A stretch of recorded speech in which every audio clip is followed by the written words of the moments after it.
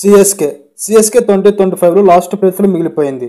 వాళ్ళ 15 సీజన్లో వాళ్ళు ఎప్పుడు కూడా చివరి ప్లేస్లో మిగిలిపోలేదు. ఇదే మొదటిసారి. అలాంటి ఛాంపియన్స్ టీం లాస్ట్లో మిగిలిపోవడానికి కారణాలు చూద్దాం రండి. Number 1 batting failure. CSK top order అగ్రెసివ్గా ఆడలేకపోయింది. పవర్ ప్లేలో చాలా తక్కువ రన్స్ వచ్చాయి. దీనితో పార్ట్నర్షిప్ బిల్డ్ చేయలేకపోయారు. అసలు వాళ్ళు 5 టైమ్స్ ఛాంపియన్స్ అయ్యారంటే కారణం వాళ్ళ టాప్ ఆర్డర్ అని చెప్పవచ్చు. Michael Hussey, Murali Vijay, Dwayne Smith, Brendon McCullum, Shane Watson and Faf du Plessis, Ruturaj, Devon Conway ఇలా మంచి ఓపెనర్స్తో ఉండేవాళ్ళు. 2025 సీజన్కి వస్తే అసలు వాళ్ళకి ఓపెనర్ సెట్ అవ్వలేకపోయారు. సిఎస్కే వాళ్ళు 5 కాంబినేషన్తో ట్రై చేసినప్పటికీ ఈ కాంబినేషన్ కూడా సెట్ అవ్వలేకపోయింది.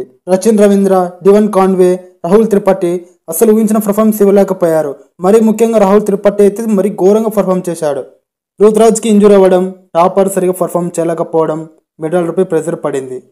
సీజన్ స్టార్టింగ్లో సరైన ఫినిషర్ లేకపోవడం, ఫామ్ కోల్పోయిన పత్తిరానా, ఎక్స్పీరియన్స్ ఉన్న అశ్విన్ ఏజ్ అయిపోయి సరిగా పర్ఫామ్ చేయలేకపోవడం.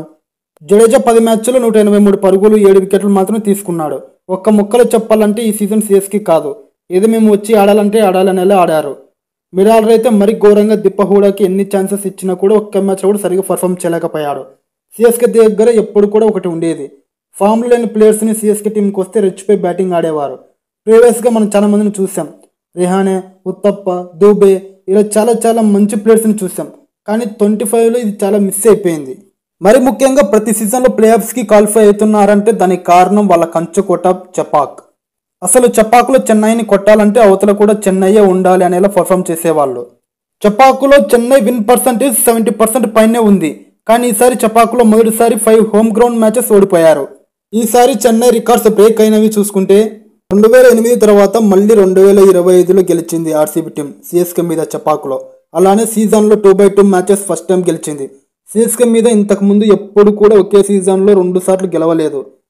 అలానే డీసీ టీం 2010 తర్వాత 15 ఏళ్ల తర్వాత మళ్ళీ గెలిచింది సిఎస్కే మీద చపాకులో. ఎస్ఆర్హెచ్ టీం కూడా సిఎస్కే మీద ఫస్ట్ టైం గెలిచింది చపాకులో. అలా ఉండే సిఎస్కే టీం ఒకప్పుడు. Fielding, catches, mistakes. సీజన్ మొత్తంలో క్యాచింగ్ ఎఫిషియన్సీ 68.5% మాత్రమే ఉంది. 2024 సీజన్లో 80% ప్లస్ ఉంది. ఇది ఒక రీజన్ అని చెప్పవచ్చు. Poor auction strategy. యాక్షన్లో ఎక్స్పీరియన్స్ ప్లేయర్స్ మీద ఎక్కువ డిపెండ్ అవ్వడం. వాళ్ళు ప్రీవియస్గా ఎక్స్పీరియన్స్ ప్లేయర్స్తోనే అన్నిసార్లు ఛాంపియన్స్ అయ్యారు. కానీ ఇప్పుడు కూడా 2025లో ఆ స్ట్రాటజీనే వాడారు. కానీ అది పని చేయలేదు. ఇయర్స్ మారే కొద్దీ యంగ్స్టర్స్ పుట్టుకొస్తున్నారు. ఈసారి సిఎస్కే వాళ్ళు యంగ్స్టర్స్ని నమ్ముకోవాలి. టీం బాటంలో ఉన్నప్పటికీ సిఎస్కే ఫ్యాన్స్ చాలా హ్యాపీగానే ఉన్నారు. ఎందుకంటే సిఎస్కే టీం యాక్షన్లో సరిగ్గా పర్ఫామ్ చేయలేకపోయినా రీప్లేస్మెంట్ దగ్గర మాత్రం వాళ్ళ మాస్టర్ మైండ్ యూజ్ చేశారని చెప్పవచ్చు. ఆయుష్ మాత్రే, ఊర్విల్ పటేల్, డివాల్డ్ బ్రేవిస్ ఇలా మంచి ప్లేయర్స్ని తెచ్చుకుంది. వాళ్ళ టీంలోకి వచ్చాక ఎలాంటి విధ్వంసం క్రియేట్ చేశారో ప్రత్యేకంగా చెప్పాల్సిన అవసరం లేదు. లాస్ట్ మ్యాచ్ జీటీ మీద ఏకంగా 83 పరుగుల తేడాతో గెలిచారు. ఐపీఎల్ 2026కి ఇది చెన్నై సూపర్ కింగ్స్ అంటే అని ముందుగానే టైలర్ చూపించినట్లు ఉంది. ధోని కూడా అన్నాడు, మా టీం ఆల్మోస్ట్ సెట్ అయిపోయింది. 2-3 స్లాట్స్ను క్లియర్ చేసుకుంటే సరిపోతుంది. 2026కి రుతురాజ్ తిరిగి వస్తాడు. అప్పుడు అతనికి ఒక మంచి టీం ఇస్తామని అన్నాడు. ఇప్పుడు రిలీజ్ చేయాల్సిన ప్లేయర్స్ గురించి మాట్లాడుకుందాం. నెంబర్ 1 రాహుల్ త్రిపాఠి. 2025లో 5 మ్యాచ్లకు 55 పరుగులు మాత్రమే చేశాడు. సో ఖచ్చితంగా రిలీజ్ చేయడం బెటర్. నెంబర్ 2 విజయ్ శంకర్. 1.2 కోట్లతో కొన్నప్పటికీ ఆల్రౌండర్గా సరైన పర్ఫార్మెన్స్ ఇవ్వలేకపోయాడు. నెంబర్ 3 దీపక్ హుడా. 5 మ్యాచ్ల్లో కేవలం 31 పరుగులు మాత్రమే చేశాడు. తప్పకుండా రిలీజ్ చేయాలి. నెంబర్ 4 శ్యామ్ కరణ్. సిఎస్కే 2.4 కోట్లతో కొనింది. ఒక పంజాబ్ మ్యాచ్ మీద తప్పితే పెద్దగా ఏం పర్ఫామ్ చేయలేదు. Number 5 Devon Conway. 2025లో ప్రైమ్ కాన్వేని చూడలేకపోయాం. సరైన పర్ఫార్మెన్స్ ఇవ్వలేకపోయాడు. రచిన్ రవీంద్ర కూడా ఫెయిల్ అయ్యాడు. సో ఇద్దరు రిలీజ్ చేయడం బెటర్. ఒకవేళ టీంలో పెట్టుకోవాల్సి వస్తే రిలీజ్ చేసి మళ్ళీ బైబ్యాక్ చేస్తే సరిపోతుంది. ఎందుకంటే తక్కువ ప్రైజ్లో దొరికే అవకాశం ఉంది. Number 6 జెమ్మీ Overton. 1.5 కోట్లతో కొన్నారు. ఎలాగో అవకాశాలు ఇవ్వలేదు. రిలీజ్ చేసి మంచి ఓవర్సీస్ ప్లేయర్స్ని కొంటే సరిపోతుంది. Number 7 Nathan Ellis. 2 కోట్లతో కొన్నప్పటికీ టీంకి పెద్దగా ఏం ఉపయోగపడలేదు. రిలీజ్ చేయడం బెటర్. వీళ్ళతో పాటు రిలీజ్ అయ్యే players: number 1 Ramakrishna Ghosh, number 2 Gurjapneet Singh, number 3 Kamlesh Nagarkoti, number 4 Shreyas Gopal.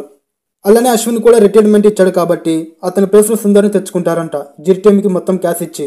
అలాంటి ప్లేయర్ టీంలోకి వస్తే చాలా బాగుంటుంది, అటు బౌలింగ్లోను ఇటు బ్యాటింగ్లోను. అంతేకాకుండా సుందర్ చెన్నై లోకల్ బై కాబట్టి చబాక్ పిచ్ మీద పర్ఫెక్ట్గా సెట్ అవుతాడు. మీరేమంటారు సిఎస్కే ఫ్యాన్స్? కింద కామెంట్ చేయండి. ఇప్పుడు వాళ్ళ కోర్ టీం ఎలాగో సెట్ అయిపోయింది కాబట్టి ఎలాగో సుందర్ని కూడా ట్రేడ్ చేసుకునే అవకాశం ఉంది. సో బౌలర్స్ని కొంటే సరిపోతుంది. వాళ్ళ ఓల్డ్ ప్లేయర్స్ అయిన దీపక్ చహర్ని, షార్దుల్ ఠాకూర్ని తెచ్చుకుంటే సరిపోతుంది. Just imagine, Deepak Chahar, Khaleel Ahmed perfect power play right and left combination. ఒకవేళ ముంబై ఇండియన్స్ వాళ్ళు చాహర్ని రిలీజ్ చేయకపోతే షమిని ట్రై చేయాలి. పర్ఫెక్ట్గా సెట్ అయిపోతాడు. అలానే ధోని ఏజ్ అయిపోతుంది కాబట్టి వికెట్ కీపర్ని కొనాలి బ్యాకప్గా. Devon Conway, Rachin Ravindra, Sam కర్ని రిలీజ్ చేసే అవకాశం ఉంది కాబట్టి క్యామరన్ గ్రీన్ని తెచ్చుకోవాలి లేదా మ్యాక్స్వెల్ని అయినా తెచ్చుకోవాలి. ఇద్దరిలో ఒక్కరు వచ్చిన టీం చాలా బలంగా ఉంటుంది. మన వీడియోస్ అందరూ చూస్తున్నారు కానీ ఎవరు సబ్స్క్రైబ్ చేసుకోవట్లేదు. ప్లీజ్ సబ్స్క్రైబ్ చేసుకోండి. మరిన్ని ఇంట్రెస్టింగ్ వీడియోస్తో మీ ముందుకు వస్తా. Thank you for watching. Have a nice day.